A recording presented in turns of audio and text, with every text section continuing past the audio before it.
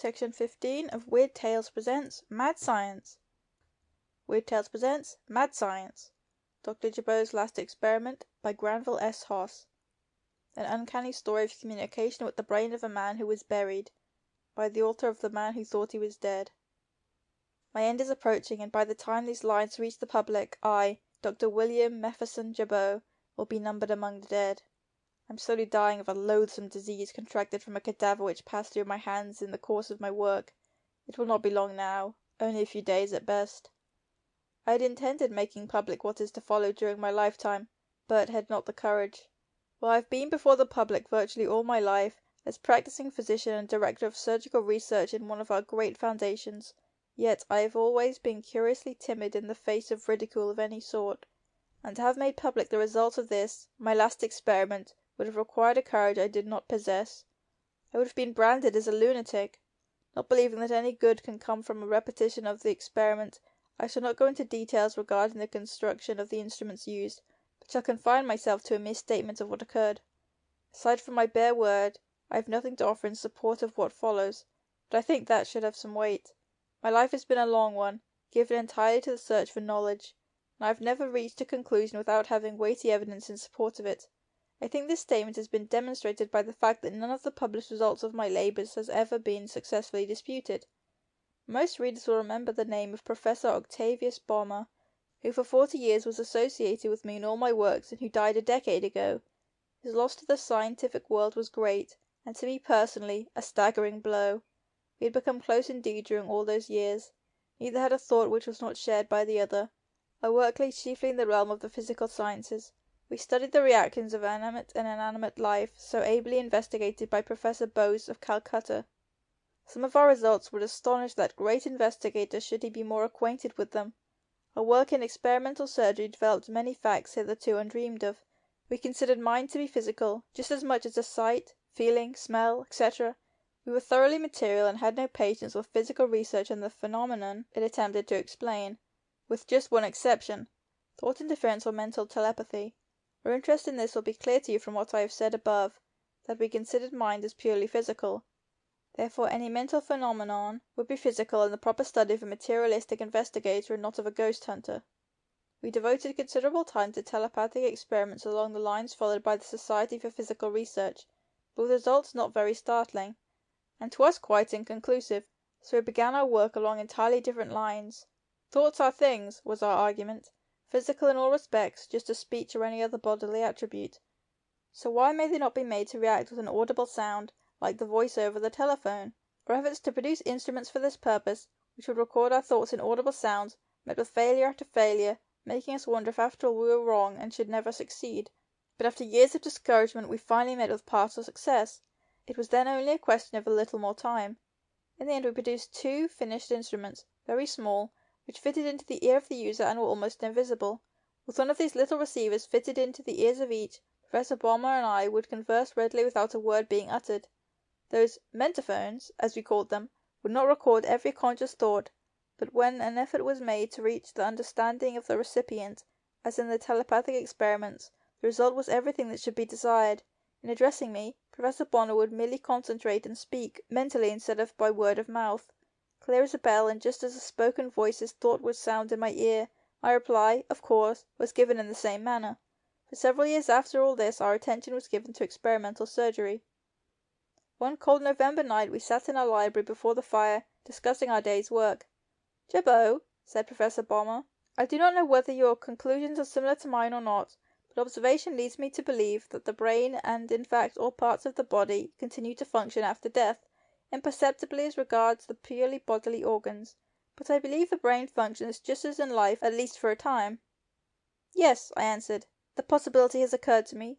In fact I have given it considerable thought."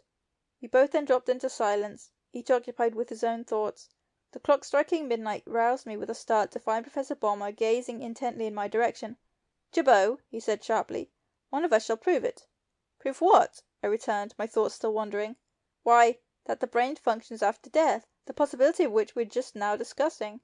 "Oh, that," I replied. "We shall both either prove it or disprove it." "No, only one of us. I want to exact a promise of you, and I shall make you the same one in return." "What is the promise?" It is this, Jerbot, that if I should die before you, you'll place one of our little mentophones, as we call them, in my ear, that you will equip yourself with the other one, come to my grave within 12 hours after burial, and attempt to open communication with me. Do you promise?" "But why wait until after burial, Bomber? Why not at once upon death being ascertained?" "No, no! Wait! Do just as I tell you. Come within 12 hours after the grave is closed. I know best. You shall see. Do you promise?"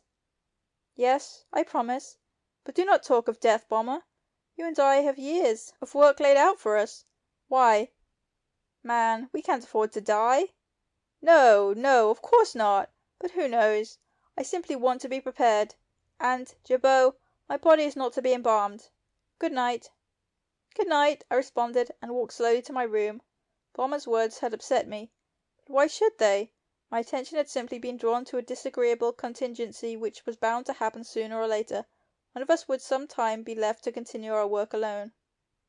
It was long ere I found repose. It must have been along toward morning before I fell into a heavy sleep, from which I was roused by a furious pounding on my door. My first thought was that the house must be afire, but collecting myself I sat up in bed and shouted, "What's the matter? Who is it?" I could scarcely recognize the voice which answered as that of Johnson, our laboratory assistant. "Quick, quick! Come at once, Dr. Jerbot! Professor Bomber is dead!" This communication, coming so soon after our conversation of the night before, shocked me beyond measure. I sat in bed, staring dumbly at the door for a few seconds, until roused by Johnson's voice again. "Did you hear me, Doctor? Professor Bomber is dead!" Getting out of bed and hurrying into my bathrobe, I unlocked and threw open the door, where Johnson stood with ashen face and staring eyes. "Where is he?" I asked. "In his room?" "No, in the library, sitting before the fire." Johnson led the way, and I followed to the library door, where we both stopped. Yes, there he sat, dear old Bomber, as if resting and gazing absently into the dead embers. He must have returned to the library after I retired, as he left at the same time I did, going in the direction of his bedroom. Stepping softly forward, I placed my hand upon his wrist. It was quite cold. Must have died shortly after our last conversation. Could he, I thought, have had an inkling of this? But no, that is too absurd. It was his heart, of course, and although he knew it was bad, we had both expected him, with proper care, to last for years, and he had been careful, very careful. "There is nothing that can be done for him," I said, turning to Johnson. "We must remove him to his bedroom." And we did, laying him gently on the bed. I drew a sheet over the still form, and we both left the room. I shall not describe how keenly I felt my loss, how my mind wandered back over the long years of my association with Professor Bomber, from our school days to our conversation of the night before. I shall get on with the rest of my story. There is not much more now to relate. Professor Bomber had not a living relative, so the funeral was held the next day, with myself the only mourner. When the grave closed over his coffin, the only friend I possessed on earth was hidden from my sight, forever.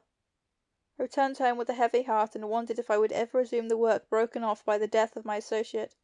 As it turned out, I never did except at spasmodic intervals. I was so shaken by what I shall now detail that I have never been equal to concentrated effort since. Returning home on that dark November day through light snow flurries and a howling wind, I seated myself in the library, where a roaring fire had been kindled, and gazed sadly at Professor Bomber's empty chair. I thought of our conversation on the night of his death, and the promise exacted of me. I would fulfil it that evening, I decided. Nothing can come of it, I thought. It is too improbable, too grotesque, too awful. Well, I would keep my promise to my friend anyway, so that evening, after fitting the little mentophone into my ear, I made my way to the cemetery. Before burial I had placed the other one in the ear of Professor Bomber. It was a blustery evening with a chill north wind that howled through the trees, dying into a low wail. On reaching the grave I stood undecided, with a queer feeling, as if I was committing some unhallowed deed. How I wished my old friend had not exacted that promise of me. Finally, taking a long breath, I concentrated my mind on the following question. "Bomber, Bomber, do you hear me? Bomber, Bomber." After a few seconds, except for the wailing of the wind, all was silence. Then clear as a living voice came the reply in my ear. "Yes, Jerbot, I hear you. Yes, yes." I felt stunned and sick, but rallying my wits answered, "Bomber, are you alive? Have we buried you prematurely? Shall I bring the sexton?" "No, Jerbot, no, I am dead. You can do nothing." I could stand no more, and turned and fled as if pursued by an unnameable thing. On reaching home, bright with electric lights and a cheerful fire, I was able to regain some composure. What did I run from? Nothing but a new-made grave which enclosed my only friend. What had happened? Simply a confirmation of what Professor Bomber and I had both suspected, that the brain functioned after death. I now understood why he had insisted that the mentaphone experiment should not be made until after burial. I do not believe I should have allowed him to be taken in the grave had it been made before. Poor Bomber, I thought. I shall go back. But no, I decided to wait until the next evening, when my nerves would be in better shape for the ordeal. For ordeal it was. The next evening at about the same hour I again approached the grave. The sky was still overcast, and the wind blew fitfully.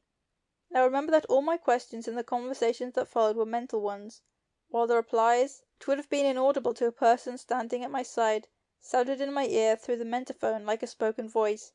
For a few minutes I stood looking down at the grave, hardly knowing where to begin, but finally said, "Bomber, Bomber, I am here again." "Yes, yes, Jerbot," came the reply. "Is there nothing I can do, Bomber? This is awful." "No, no, nothing." "Have you any feeling? Are you conscious? It seems terrible. Is it certain there is nothing I can do?" "No, no, nothing. I tell you, nothing. I am all right. Death is not unpleasant. I've never lost consciousness. Just a feeling of lethargic ease, as if nothing will ever matter and all will be well." "But your soul! If it still remains in the body, you must be alive. Alive, man, alive!" "Soul? No, there is no soul here, Jerbot. Just life, consciousness. But it is hard to explain. I would not make you understand." "Has your soul left your body?" "No, I think not. But you could not understand." "But you said there was no soul there. It must have left then." "No, no, Jerbot. You will know some day. Yes, yes, you will know. Not now, though, Jerbot. Not now." I turned and left the grave, my thoughts in a whirl. What could he have meant? Did he mean that his soul had flown or was still in the body? That there was no soul, or that he did not know? I felt sick and upset after this, and it was a week before I again visited the grave. The weather had changed, and the day was sunshiny and mild when I again stood beside my friend's grave. "Bomber," I said, "I am here." The answer came, but very faint. "Yes, Jerbot, yes." "Are you at peace, Bomber? Is there nothing, nothing at all I can do?" "No, no, nothing. I am dead. Dissolution is set in, and I shall soon be gone. Yes, soon be gone, Jerbot, soon be gone. All in peace, peace and quiet, Jerbot. Nothing matters." "Is your soul still in the body? Is it leaving as dissolution advances? Has it gone?" "No, no. No soul, Jerbot. I don't know. I don't know. You'll understand some day." I felt a nausea stealing over me and returned home as quickly as possible. How I wished the promise had never been exacted, or that I had not kept it. I felt I should never know another moment of peace. I had never dreamed how horrible it would be should our conjecture prove true. My nights were a long nightmare. My days were spent with but a single thought. Another week passed before I again visited the grave of Professor Bomber. For the last time. Again I stood irresolute, finally calling as before, "Bomber, Bomber, I am here." I waited, but no reply. "Bomber," I repeated, "Bomber, Bomber, I am here." After an interval the reply came, but oh, so faint, a mere whisper in my ear. "Yes, Jerbot, yes, yes." "Is all well, Bomber?" "All well, yes, yes, all well. I am going, Jerbot, am going. Oblivion, Jerbot, complete rest, all well." "And your soul, Bomber?" "Soul? Yes, yes. Soul? No, no. I don't know, but it—" The whisper ceased. I called frantically, becoming so wrought up as to forget myself and shout, but got no further reply. Dissolution had triumphed. That virile brain had become food for the worms, and its animating intelligence had gone. Where? or had it been blotted out? End of section 15. Read by Inkel.